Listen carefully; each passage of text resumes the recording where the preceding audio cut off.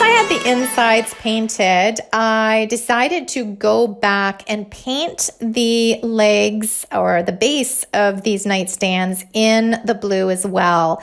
Originally, I was thinking it was going to be the same color as I painted the inside, but I decided no, that would look a little bizarre. And it just goes to show that as I'm working on these pieces, ideas are coming to me.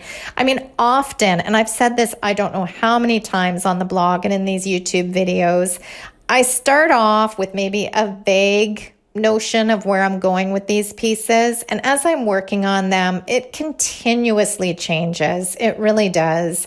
It's like the furniture kind of speaks to you, and your original idea of where you thought you were going to go with it just goes out the window, and it just wants you to do something else with it.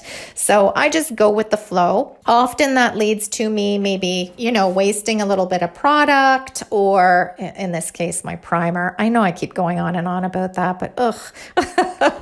So, often it doesn't work as smoothly as I would like it to sometimes, but I have to admit, I always end up liking the furniture better when I listen to my instinct and to the furniture. So I know listening to the furniture may sound a little woo-woo, but I always like the pieces much, much better when I go with the flow. And the reason that I mention this is I do know, and I have heard from a lot of you and other furniture painters that are just starting out, where they think they have to be very regimented. They want it to look like this. Maybe they saw an inspo pic and they need it to be exactly like that. But you know what?